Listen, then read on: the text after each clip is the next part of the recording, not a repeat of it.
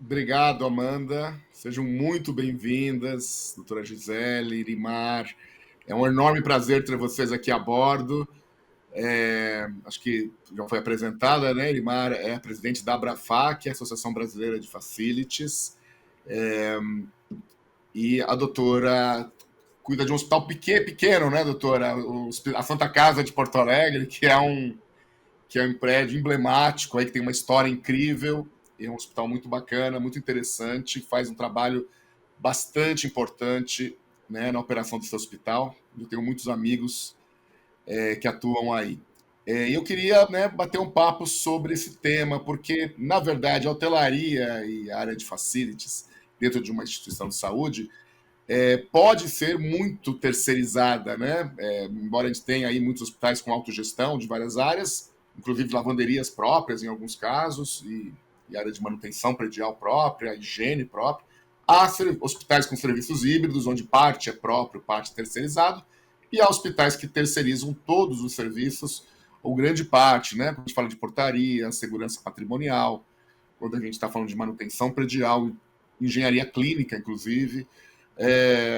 E essa é uma experiência importante, porque quando você está aqui falando de experiência do cliente, quando eu contrato um terceiro, eu tenho pessoas de um CNPJ diferente do nosso, contratado para executar uma determinada tarefa. Olhar para eficiência, né, a gente consegue botar um SLA, a gente consegue botar um contrato robusto para que garanta que as pessoas executem aquelas tarefas no tempo que a gente gostaria que fosse. Mas quando a gente trata de indicadores mais subjetivos, né, ligado ao atendimento, ligado à percepção, ao senso de pertencimento dessa equipe naquela empresa, já que a empresa terceirizada tem uma capilaridade enorme e atua para vários hospitais, né, várias empresas, eu queria entender do ponto de vista de vocês, né, quais são os desafios. A Irimar atua na área de facilities fora de hospitais, então ela tem uma experiência com vários tipos de empresa, né? A Abrafac reúne o gestor da área de facilities management de vários, né, de estádio de futebol, de bancos, de indústria, de condomínios, do varejo, então, que também tem uma experiência robusta no que se refere à terceirização. E a doutora atua diretamente na linha, né, na linha de frente ali de um hospital bastante grande. Como que vocês enxergam, assim, para começar nossa conversa, né? Quem quiser falar primeiro, sem nenhum tipo de critério, fique à vontade. Como que vocês enxergam esses desafios?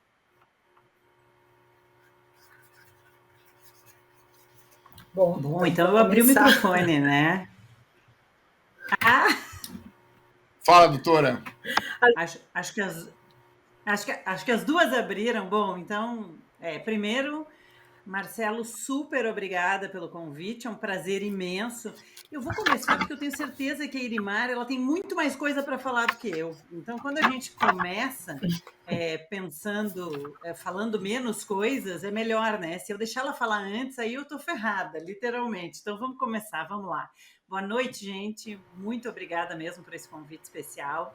Assim como foi dito pelo Marcelo, então, eu sou médica de formação, né? Lá atrás fiz medicina, mas estou na gestão há 15 anos, na gestão hospitalar, e há 1 ano e meio nesse desafio de uma diretoria de operações de uma instituição de 220 anos, que tem pela primeira vez uma mulher na sua direção, né? E que carrega aí 7 prédios físicos, 7 estruturas físicas com 1.200 leitos, uma instituição que faz 70% dos seus atendimentos para o SUS, 80% 70% para o SUS e 8.000 colaboradores, 8.800 colaboradores fazem os nossos atendimentos. Então é importante que vocês entendam essa dimensão da Santa Casa, porque nós vamos aqui falar de suporte, de serviços que são prestados. E nós hoje trabalhamos com equipes próprias. É claro que por ser uma instituição filantrópica e por termos os benefícios e as isenções, fica muito mais em conta para nós fazermos a contratação desses profissionais. Então, eu sou responsável nessa cadeira de diretoria de operações por uma área de lavanderia que lava cerca de 14 toneladas de roupa por dia, uma área de call center que faz entre 80 e 100 mil recepções de ligações por mês. Nós temos toda a área de nutrição, higienização desse complexo hospitalar inteiro. Pensem que passam 25 mil pessoas por dia na Santa Casa de Misericórdia de Porto Alegre, o que quer dizer que o fluxo é intenso, a higienização é difícil, é complexa, a gente tem uma área assistencial, né, com riscos eminentes aí, controle de infecção muito presente conosco em todo o seu trabalho. Então, eu estou trazendo todo esse contexto de onde está a Santa Casa e onde eu estou lotada para dizer para vocês que, sim, é um fato, é uma tarefa muito difícil fazer com que um serviço terceiro esteja imbuído da cultura institucional. E para nós, dentro da Santa Casa, que temos menos de 1% dos serviços terceirizados, ainda mais, porque essa cultura ela é muito arraigada, ela tem 220 anos. Então, se eu fosse dizer de forma genérica, em qualquer instituição, fazer esse profissional que vem de fora, que é contratado terceiro, se sentir parte é uma tarefa diária, árdua e que precisa, primeiro, de um acordo entre as partes pré-estabelecido antes do início da prestação de serviços. A gente precisa conhecer muito bem a empresa que vai nos atender e avaliar se os nossos princípios, valores, missão são os mesmos. Porque se eles não forem, nós corremos o sério risco disso já não dar certo. E aí tem algumas estratégias que a gente vai comentar, eu acho, ao longo desse momento aqui, desse aquecimento, para que a gente faça isso. Como é que a gente vai treinar? Como é que a gente vai engajar? Como é que a gente não faz a discriminação desses profissionais e faz com que todo mundo se sinta literalmente no mesmo barco? Então, vou deixar a Irimar complementar, mas acho que contextualizei aí a Santa Casa como um grande complexo, com esses 7 grandes hospitais, com 8.800 colaboradores e um desafio gigante de gerir os seus próprios serviços. Ainda mais quando a gente pensa em terceirização, bom, aí a gente apimenta a discussão.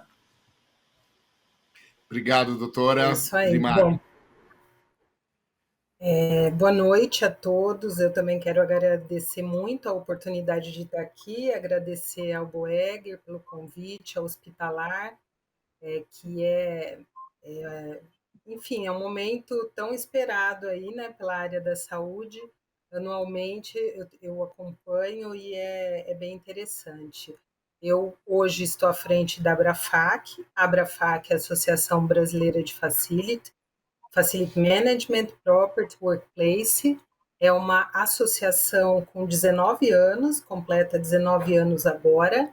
Nós temos 1.500 associados e quase 100 empresas que participam também, né, como associados, patrocinadores e participantes, parceiros da nossa associação.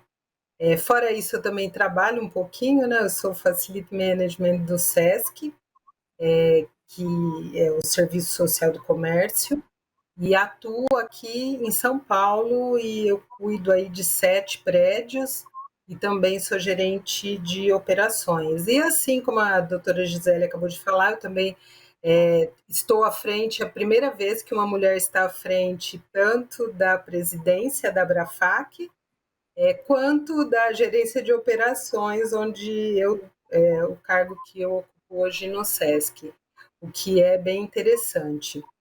E mostra, né, uma mudança aí da nossa cultura.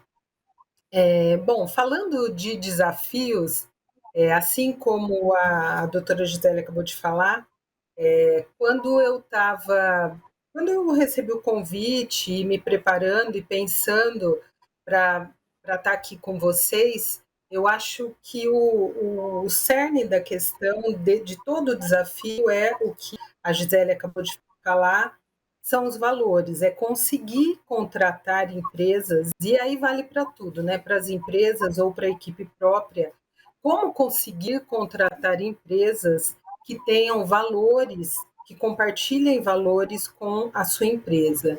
E aí, como que tudo isso é feito? A contratação, tudo isso tem que se transformar em documentos, né? E contratações, enfim. Acho que a gente vai explorar mais isso ao longo de hoje, mas é isso, né? Trabalhar a cultura institucional é uma batalha árdua, diária, constante, que exige consistência de alinhar as equipes, porque já é difícil manter uma cultura institucional e passar essa cultura para uma equipe que às vezes acabou de chegar sempre é um desafio, mas existem, né? Existem algumas técnicas aí que a nossa experiência nos mostra. Muito bom, muito bem. Que bom ter, então, duas mulheres à frente pela primeira vez de duas grandes instituições. É realmente sinal de mudança de cultura, de evolução, de uma visão mais, né, não só integradora, mas como também, né, olhando para os resultados, né, que as mulheres conseguem entregar tão bem. E eu queria trazer um pouco, né, dessa ideia. Eu atuo para várias empresas, vários hospitais também como consultor e ajudo muito em terceirizações de várias empresas dentro dos hospitais. E o que eu percebo que pode ser uma diferença e talvez pode ser um ponto crítico, não só para o terceiro, porque o que vale para o terceiro, obviamente, vale para o próprio. Não é fácil já o próprio. Temos desafios com o próprio também, igualmente complexos. Mas o que eu percebo é a questão do chamado onboarding process ou a integração do novo colaborador. A gente tem um turnover, um absenteísmo importante nesta área dentro das estruturas de saúde, né? É uma área que é a base de salário, muitas vezes, para essas equipes, e perdemos boa mão de obra, muitas vezes, por valores muito pequenos, né? O cara sai para ganhar quase a mesma coisa, com um benefício maior, ou morava muito longe, achou um emprego mais perto, enfim. E a gente tem um turnover alto, um absenteísmo alto, que afeta, obviamente, os resultados. E talvez por entrar tanta gente nova o tempo todo, o onboarding process e a gestão do que eu tenho que fazer na tua empresa. E não simplesmente me dá né, tá aqui o balde, tá aqui o rodo, vai lá lavar aquela área. Eu não te expliquei quem tá naquele, quem é o paciente, que ele tem uma doença, que tem uma limitação de acesso, que tem uma maneira de fazer as coisas. E não deu tempo de explicar, de aculturar. Eu vejo boas empresas de facilities fazendo bons trabalhos quando aplicam ou quando o contratante, o tomador de serviço, exige que isso seja um ponto importante a ser trabalhado, que é integrar a pessoa não só à empresa que ele está contratando, a empresa de facilities, né, mas ao hospital que ele vai atuar. Então ele vai ter, e acho que funciona da mesma maneira na área de facilities como um todo, né, Elimar? Porque ele vai ter que estar dentro de pode ser uma instituição de ensino, ele vai ter alunos, né? Ele vai ter que saber lidar com alunos. Ou um estádio de futebol vai ter que lidar com, né, com pessoas que estão ali para um objetivo específico. No hospital é mais complexo, obviamente, pela situação que se encontra o paciente, mas uma integração bem feita, bem explicada, bem trabalhada, que antes de colocar a pessoa na linha de frente, consiga ter critérios claros daquilo que ele tem que saber, aprender, desenvolver antes de executar, talvez seja uma forma da gente sair um desafio a ser superado. Aí, como que vocês enxergam, como que é feito na realidade de vocês, ou aquilo que vocês enxergam, doutora, em relação aos próprios também. Mas eu posso estar falando de estacionamento, às vezes uma coisa assim que é uma empresa que vai manobrar o carro, ainda assim, estacionamento, ainda assim vai afetar, pode macular a boa imagem da instituição, se também não tiver dirigido. Então, assim, a gente está falando do todo, né? Todas as áreas acabam dialogando com a experiência.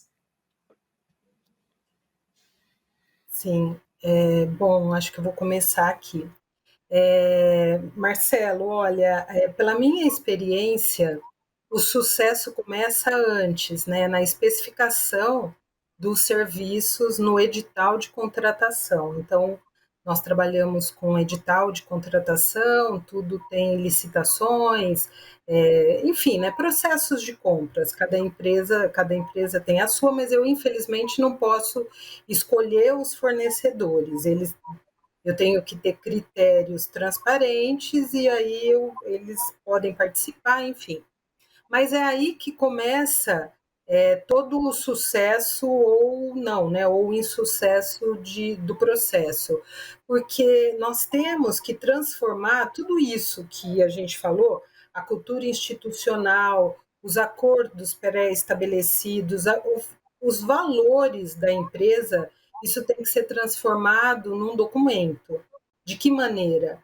Bom, eu vou dar um exemplo, né? Um valor da empresa que eu trabalho é o atendimento a toda a legislação brasileira. Então, isso consta nos nossos documentos.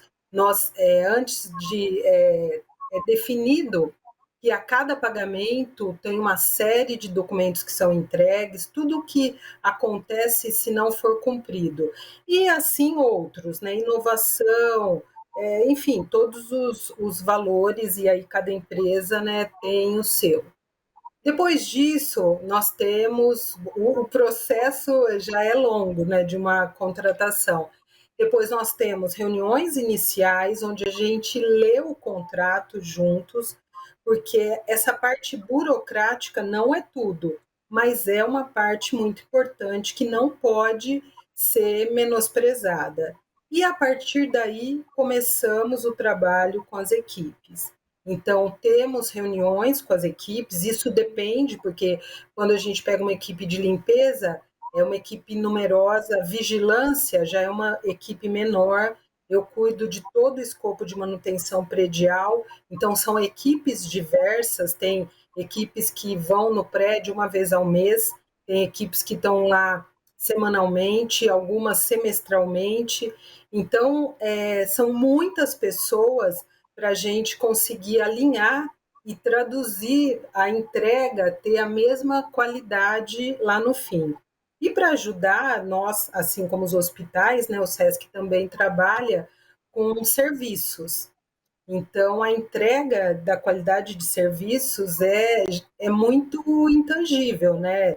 É o sorriso que, é como você falou, no estacionamento, é o sorriso que aquela pessoa te dá logo de cara. É o primeiro sanitário que você utiliza e ele está em perfeitas condições, limpo, com tudo funcionando. Então, eu acho que é muito isso. Nós temos muitos programas que são oferecidos para os funcionários e também para as equipes terceiras. Agora, falando um pouco de Abrafac, né, como Abrafac, as empresas querem, né, querem muito ter essa conversa com as empresas, conseguir fazer essa conexão entre quem contrata e quem está sendo contratado. Muitas empresas grandes, eu acredito que é o caso da Santa Casa, tem cadastros, deve ter, né, um cadastro de fornecedores, e os fornecedores vêm e vão, né? Eles prestam serviços, o contrato vence, passam anos, mas eu acho que a base de tudo é tentar alinhar os valores e de uma maneira real, de uma maneira verdadeira, em que você leva para os funcionários terceiros os mesmos, ou pelo menos muitas coisas do que você também leva para o colaborador. Então, os programas, a gente tem programa de diversidade, vai para todo mundo, programa de violência contra a mulher, todos participam. Enfim, acho que é um pouco isso, né? A contratação, o edital faz toda a diferença até para proteger a própria empresa, porque eu já vi também muitas vezes o contratante exigindo coisas que não estão no escopo de contrato, e a pessoa não tem nem mão de obra para executar aquilo, né? Então, assim, ele está limpar o prédio, tá, mas limpar a janela não está no escopo, tá, mas quem vai limpar? Aí tá lá na hora, fala, limpa ali também, né? O cara fica com dificuldade de saber limpo ou não limpo. Pode ou não quero O deixar de contrato fazer não. isso? Oi, diga. Sim. O contrato não é tudo, mas é um início, né? Que se não tiver bem feito, não tiver bem especificado, todo o restante é traumático. E uma boa equipe de gestão. A nossa equipe acompanha no onboarding, no início, acompanha para e passo a equipe. As empresas muitas vezes têm procedimentos próprios. A gente acompanha para saber se são exatamente o que estão escritos. Algumas vezes a gente tem nossos procedimentos e são superiores, né, ao que estão sendo contratados. Enfim, É uma luta diária. Muito bem, Eu queria, obrigado, Erimar. Marcelo, Gisele, qual a tua visão de contrato, integração, como que você vê? eu queria colocar um pontinho aí para apimentar mais de novo. Na verdade, eu acho que a Erimar bem colocou a questão do onboarding, ele é extremamente necessário. No contrato a gente consegue amarrar muitas coisas, né? Deixar o menor espaço possível para qualquer dúvida. Mas me preocupa muito a questão de todos os tempos dentro daquilo que tu mesmo colocaste agora, né, Marcelo, que é a alta taxa de absenteísmo, as faltas, o turnover. Então, assim, nós estamos sempre correndo contra o tempo, independentemente se a equipe é própria ou se ela é terceira. Essa é uma área que tem um turnover muito alto. Então, o tempo que eu preciso para preparar um colaborador para a higienização de um hospital, por exemplo, ele deveria ser muito maior do que eu disponho hoje. Quando um colaborador sai e eu tenho um processo seletivo, ainda que eu tenha um determinado banco de vagas, e aqui a gente costuma trabalhar com essa tentativa, né, de ter um banco para ter uma folga, você chama esse colaborador, ele faz todo o processo de integração em apenas um dia. Então, em um dia, ele acaba tendo que conhecer uma enormidade de informações de uma história de 220 anos, né? E aí, o que você precisa? Olha, limpa aquele leito lá, né? E muitas vezes ele ainda nem trabalhou ou teve experiência em outra área para saber o que é uma higienização, uma limpeza terminal, uma limpeza concorrente, qual é a diferença, quais são os tempos. E aí, nesse momento, o supervisor ele se faz muito importante. A gente precisa ter equipes de supervisão muito atentas quando a gente tem tempos muito curtos de treinamento desses profissionais. E é o que tem acontecido na prática, né? A pandemia não foi diferente, com turnovers enorme, com muita gente se afastando em todas as áreas, e não aconteceu só na higienização, na manutenção, mas aconteceu com os médicos, com os técnicos.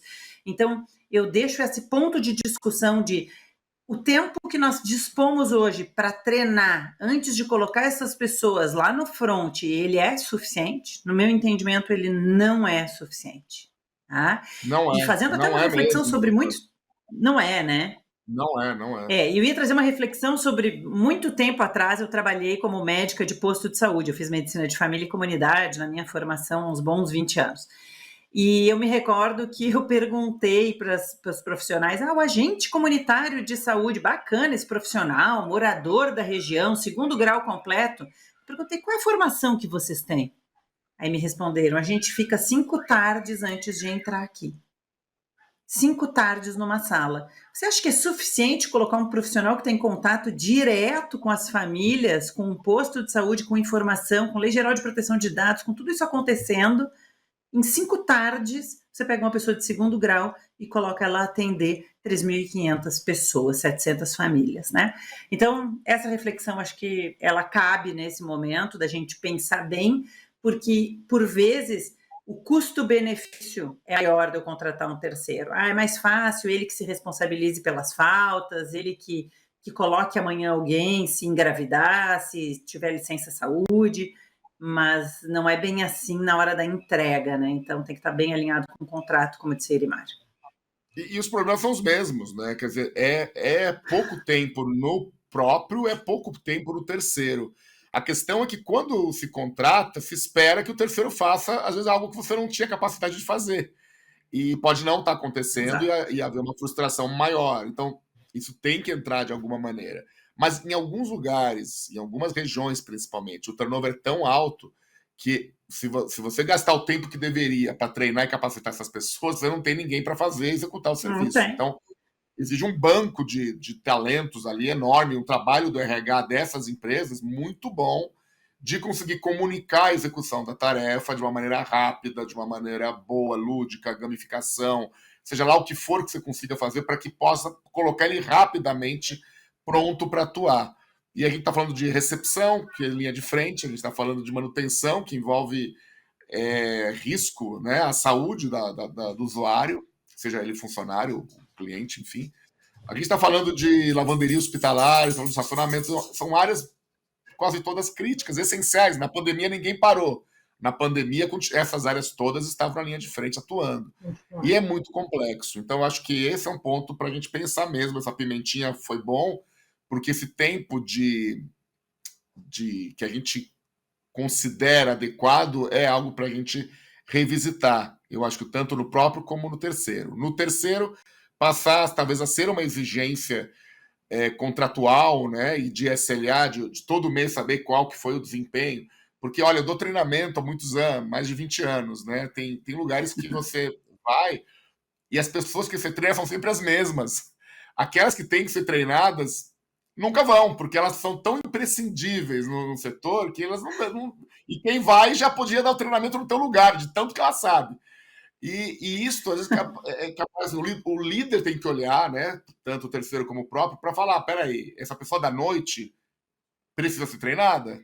Ela trabalha das 19 às 7. Que horas ela vai ser treinada? Eu vou exigir para que ela venha às 3 da tarde para ser treinada? Então, há um trabalho, né, de curadoria, de gestão, né, para que isso possa acontecer. Não sei se Irimar gostaria de complementar alguma coisa ou partimos para a próxima?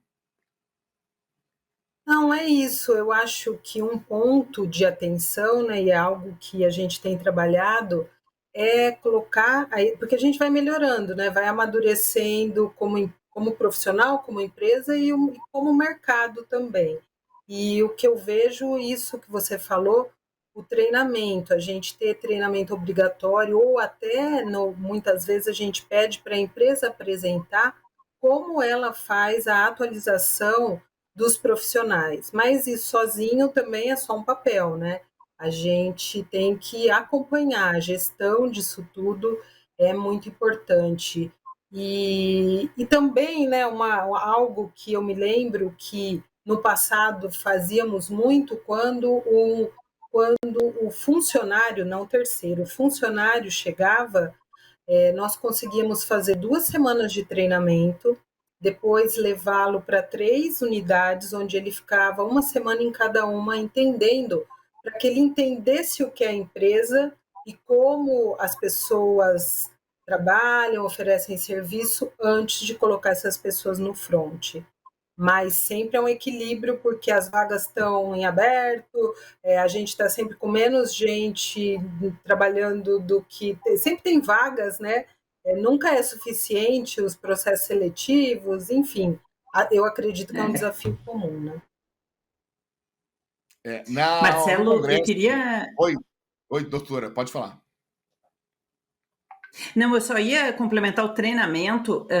Eu acho que a gente tem aí uma gerente de operações dentro da Santa Casa, que é essa instituição gigante, que tem boas sacadas para isso, e a gente entendeu que os nossos colaboradores, nós estamos num movimento muito grande de treinar a experiência do paciente. Um treinamento de 4 horas, obrigatório, para os 8.800 colaboradores. Já foram mais de 6.000, trabalho brilhante, muito legal. Mas o que nós entendemos?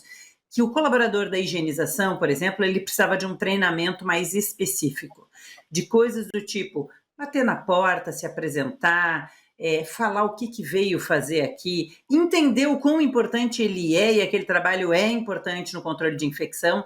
Então, eles construíram um treinamento chamado treinamento encantador.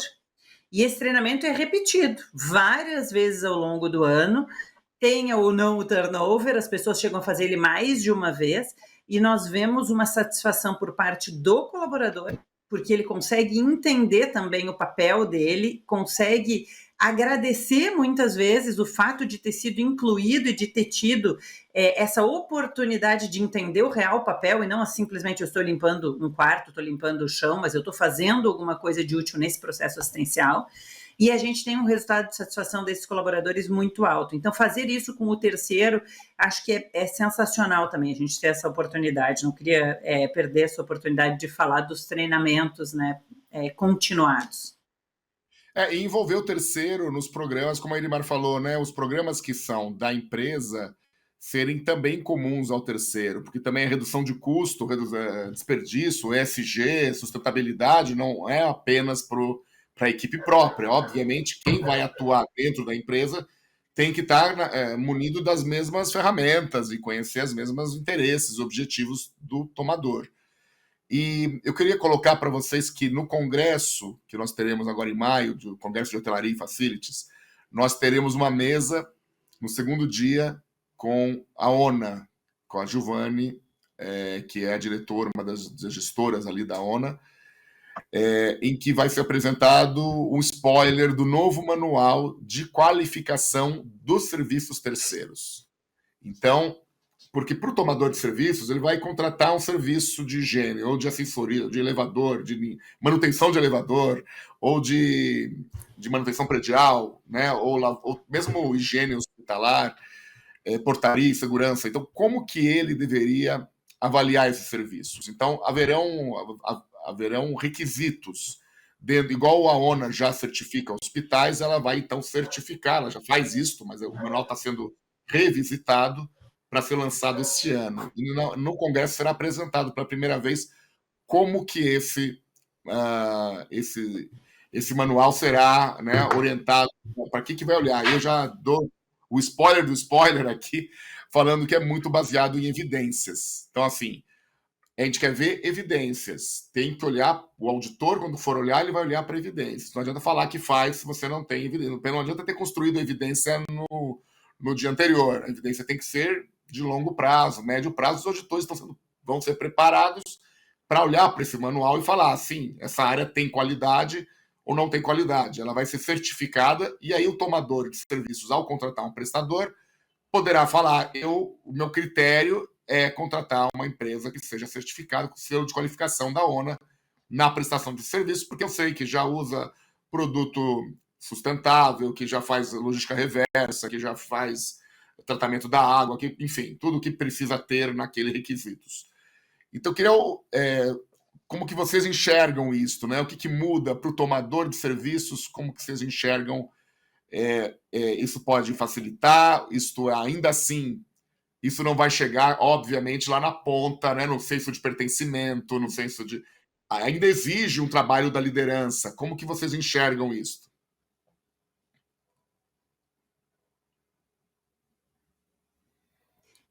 Então, Irmar, porque eu sou fã de certificações, tá, Marcelo? Acho que a gente precisa começar nesse ponto. Existem duas correntes. Tem a corrente que acha que isso é uma bobagem, que é um investimento para ter um selo.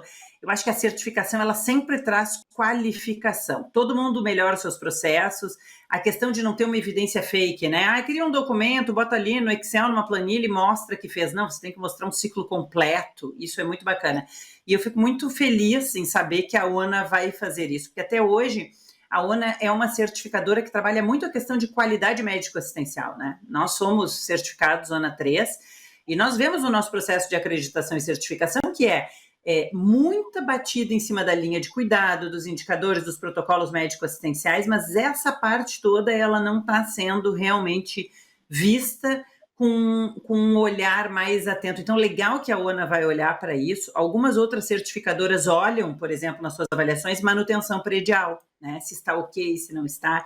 Então, tudo isso faz parte. Sou super favorável, acho que vai ajudar, sim, não é a solução dos problemas, mas vai ajudar o contratante, porque ele vai ter mais um critério no momento da seleção, e aí você bota lá nos seus critérios ter essa certificação, já significa que alguém se preocupou em buscar isso e já significa que tem uma história em cima dessa construção, né? Então, acho que vem muito bem-vindo esse projeto de certificação da ONA dessas áreas, vai agregar bastante para nós que contratamos o serviço. Irimar? Bom, eu também sou super suspeita, também sou fã de certificação. Eu acho que a certificação trabalha muito uma tentativa de padronização sempre elevando o padrão, né, do geral. Quero fazer benchmark com a ONA e a Abrafac e aí começar a seguir os mesmos passos, né, Marcelo? Na Abrafac, nós também estamos com processo de certificação, mas é uma certificação profissional, não de empresas. Mas sempre é muito discutido a qualidade de fornecedores, como encontrar fornecedores com mesma competência técnica e com mesmas preocupações e com o mesmo investimento de energia, seja qual ela, no mesmo caminho que você, e aí comparar os preços, né? Porque muitas vezes eu vejo que a certificação é mais uma ferramenta no sentido de conseguir separar empresas de um nível iniciante, maduras, que são inovadoras, enfim, eu acredito que é um caminho. Não é realmente não é o todo, né? Mas é uma parte, é uma ferramenta super importante. A área hospitalar tem muita certificação, né? A área predial, né, de prédios que não são não estão relacionados à saúde, tem bem menos do que isso, e muitas vezes a gente acha que é só papel, que é só cumprir. E eu mesmo já tive essa dúvida, e há um tempo atrás nós fizemos um trabalho para inscrever no prêmio, inclusive, comparando alguns prédios bons, de qualidade top, sem certificação, com prédios bons, de mesmos sistemas prediais, tudo um pouco parecido, mas que tinha uma certificação de mercado aí, que eu nem vou falar qual é aqui, mas certificação de sustentabilidade. E, na verdade, o que a gente percebe é que o prédio performa melhor. Então, mesmo uma empresa boa, ou mesmo uma. Nada é tão bom que não possa melhorar, né? Eu acho que a certificação mostra isso, porque a cada vez que você passa pelo ciclo da certificação, da recertificação, ou seja, como for o nome, né, para essa manutenção, você revê pontos de melhoria. E eu acho fabuloso, né? Eu acho que é o caminho para a excelência. Vale a pena mencionar que no Comitê de Serviços de Saúde da Abrafac foi feita uma pesquisa, né, foi colocado no ar por 3 semanas, né, uma pesquisa para perguntar para o gestor da área dos hospitais, se quiser, foram 189, se não me engano, respostas, né? Também será apresentado na feira, no Congresso de Hotelaria. A gente vai estar com o nosso querido Alexandre, o engenheiro, o gestor de facilities do Hospital Edmundo Vasconcelos, aqui de São Paulo, que também faz parte desse grupo, e a gente vai estar discutindo sobre qual é a opinião, né? Qual é a opinião desse gestor sobre certificação e qual a dificuldade do terceiro, né, ou de um prestador de serviço em adequar aquilo. E quais são as áreas que mais necessitariam de uma certificação. Então a gente colocou isso, as respostas são bem interessantes. Uma delas que a gente acabou levando no grupo, né, participa desse grupo, e a gente acabou discutindo, assim, que muitos falavam assim, a falta de investimento, falta de investimento do próprio hospital nisto. Então, para fazer certificação, eu tenho que investir, eu tenho que mudar o meu cabeamento, minha estrutura, o meu ar-condicionado, enfim, tem coisas ali que são estruturais. Mas uma coisa que nos chamou a atenção era uma resposta para o líder, né? O meu líder, o meu superintendente, o meu diretor não vê valor nessas coisas, não enxergar que aquilo deveria ser buscado.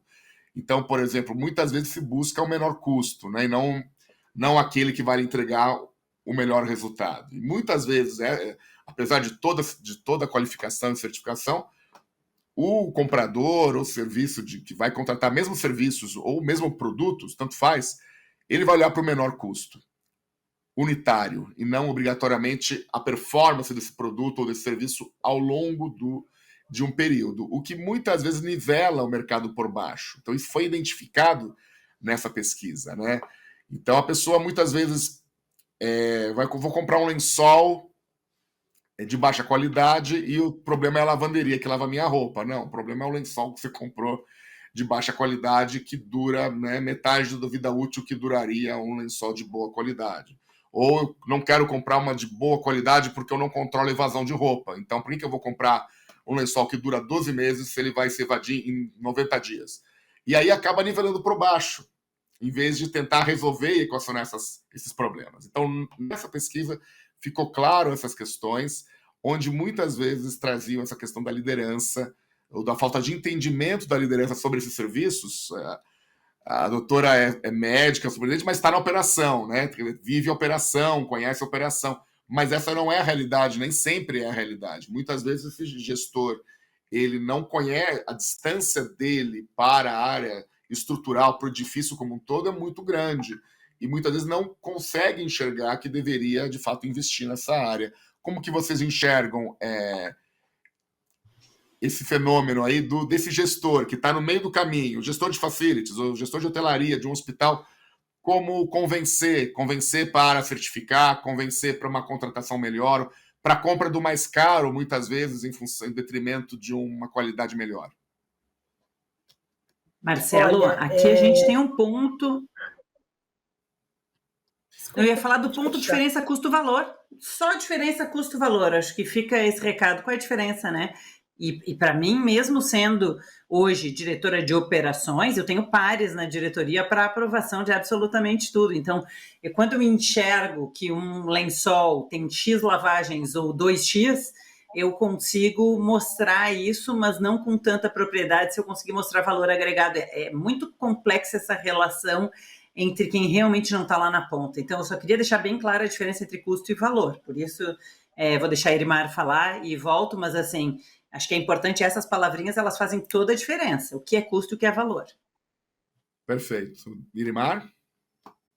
Olha, eu super concordo, né, com a doutora Gisele, é isso mesmo, e acho que a gente volta para o início dessa nossa conversa, né? Alinhamento de valores. Esse gestor está alinhado com os valores da empresa, porque se ele está alinhado, talvez o funcionário é que está desalinhado. Realmente não é uma empresa que está buscando qualidade, porque se esse gestor está desalinhado, né? E com certeza ele não vai conseguir agregar valor nas contratações. E aí eu acho que a certificação ajuda muito nisso, porque é como você olha para o lado e são vários players ali, cada um com uma coisa boa, algo que não é legal, um muito barato, mas para trabalhar pouco tempo, enfim.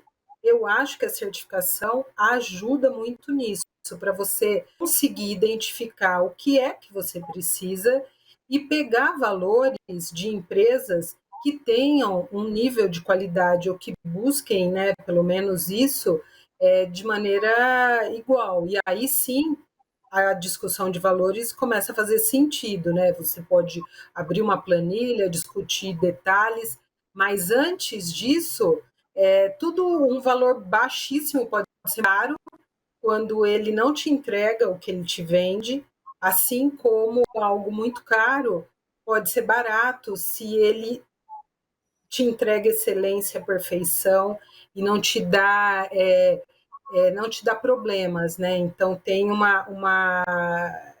é perfeitamente funcional, isso acaba sendo barato, né? Perfeito, obrigado, Irimar. É isso aí. Acho que essa é uma visão que também depende de quem está decidindo, né? Quem está provando olhar, né? É a mesma coisa com compras sustentáveis, né? Eu quero fazer sustentabilidade, mas eu compro mais barato que depois sai caro para descartar. E aí não adianta eu querer ter todo um resultado bom se eu estou economizando no lugar errado. Às vezes eu tenho que gastar alguma coisa a mais, ou rever meu orçamento. Mas com prestação de serviços pode ser cruel. Porque às vezes, para ganhar uma concorrência, o terceiro pode colocar um preço menor e ter que subdimensionar a equipe, o que é um erro. Posso limpar com hipoclorito ou posso limpar com peróxido de hidrogênio ou com quaternário de amônio, posso limpar com 500 mil maneiras.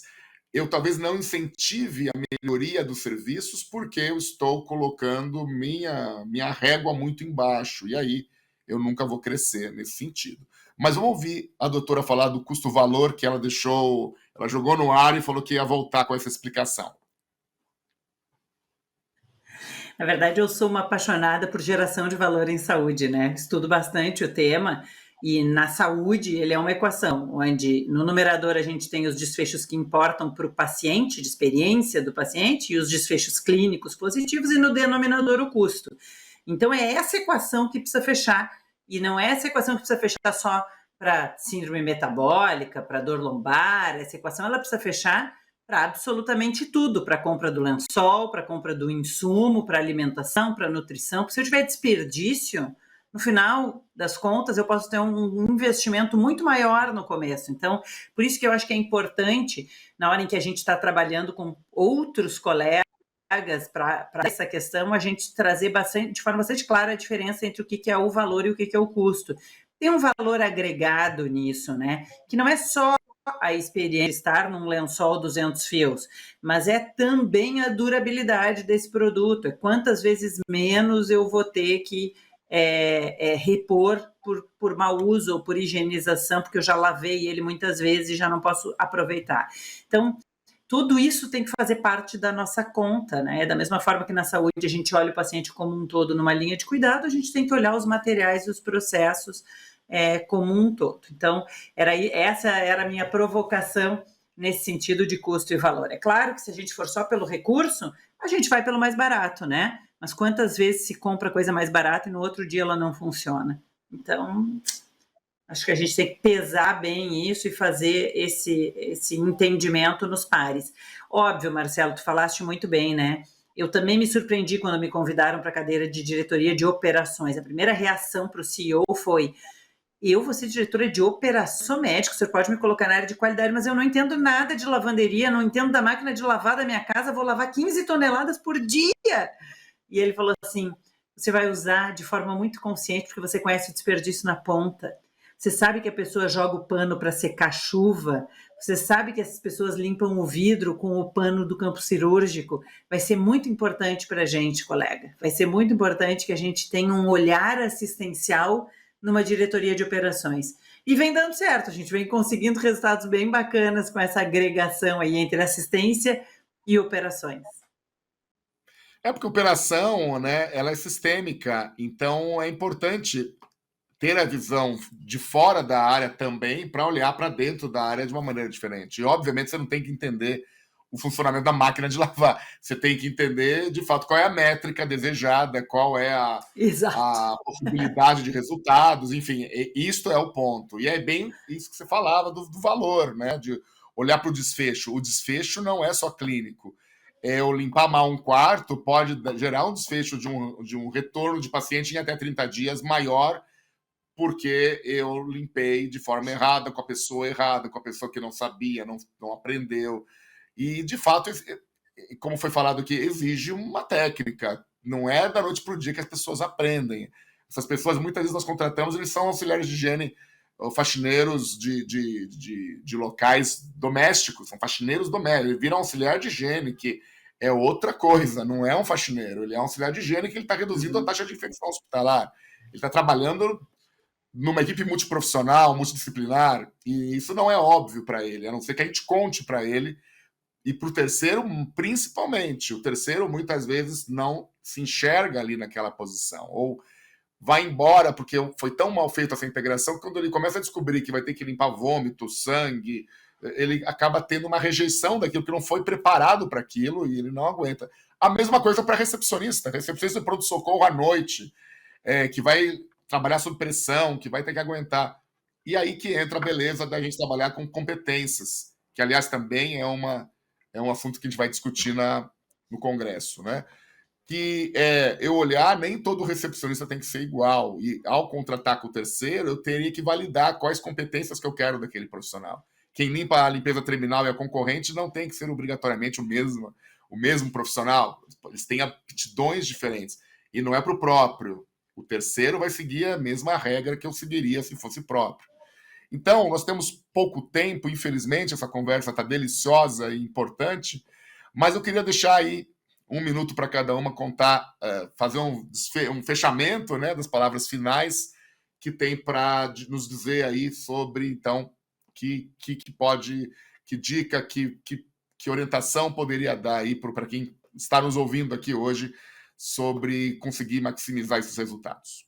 Fique à vontade. Eu sei que tem um pequeno delay que às vezes pode as duas falarem ao mesmo tempo por conta disso, mas vamos começar então pela Irimar, depois eu passo para a doutora para fechar. Pode ser?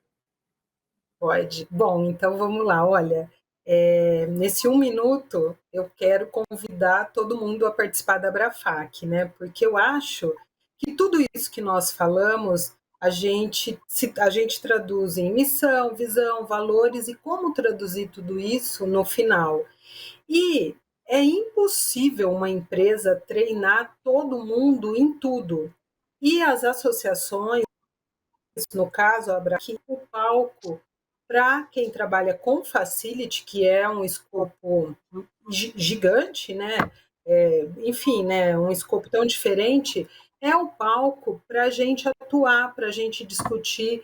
Existem os comitês, o Boegger coordena o comitê de FM em saúde, nós temos o comitê de workplace, temos o comitê de ESG em FM, abriu o comitê de contratações em FM, e eu acho que é isso, né? É estudar melhores práticas, é saber o que seus colegas estão fazendo, porque isso não tem preço, né? Leva todo mundo, aumenta o patamar de qualidade de entrega, de conhecimento, de aprofundamento.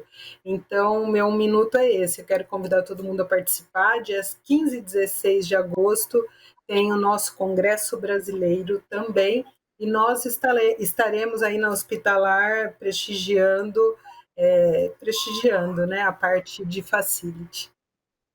Obrigado, Limar, obrigado pela tua presença importante aqui com a gente. Doutora, tua vez.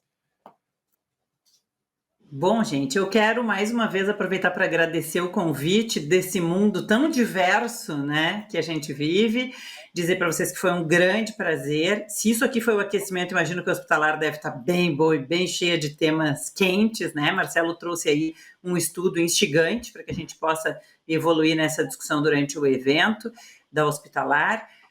Dizer que o tema não é fácil e que, no meu entendimento, treinar e não discriminar. Nós falamos pouco disso aqui, então queria deixar essa recomendação, né? O terceiro, ele tem que se sentir parte, e não só o treinamento, mas dentro dos benefícios das políticas de acesso a refeitório, a estacionamento, enfim, ao que for preciso para que ele se sinta parte dessa organização. Então, fica aí o convite para todo mundo para o Hospitalar, acho que vai ser um grande momento de troca. Muitíssimo obrigada, Irimar, um grande prazer ter dividido esse momento contigo também. Marcelo, prazer ter te revisto. Obrigado, meninas, pela brilhante exposição, debate, foi incrível, espero que todos tenho certeza que todos estão curtindo muito. Infelizmente, o nosso tempo terminou, e eu vou passar a palavra para a Amanda para fazer o fechamento, tá? Obrigado, meninas, novamente. Muito obrigada, Irimar, Gisele. Foi excelente, uma discussão muito necessária. E como a Gisele mesmo falou, a gente vai continuar lá na Feira Hospitalar, eu espero poder encontrar vocês. Boegger, muito obrigada mais uma vez pela parceria, por todo o empenho aqui na construção da grade desse aquecimento, para a gente já começar a aquecer os motores. E eu queria agradecer a presença de todos que acompanharam, né, a gente hoje, enfim, quem está aí desde segunda-feira acompanhando cada dia do aquecimento. Espero que tenha sido relevante, tenha feito a diferença, e espero encontrar todo mundo na Feira Hospitalar, relembrando, de 23 a 26 de maio, no São Paulo Expo. E lembrando também que a gente disponibilizou um código de desconto para quem quiser, quem tiver interesse em adquirir os nossos congressos, tá bom? Lembrando que esse código vai estar válido até amanhã, que é o último dia do aquecimento hospitalar. Então, muito obrigada mais uma vez pela audiência, pela companhia de vocês, e eu aguardo vocês amanhã para a gente encerrar o aquecimento falando sobre atenção domiciliar e cuidados de transição. Muito obrigada, uma ótima noite, um bom descanso a todos.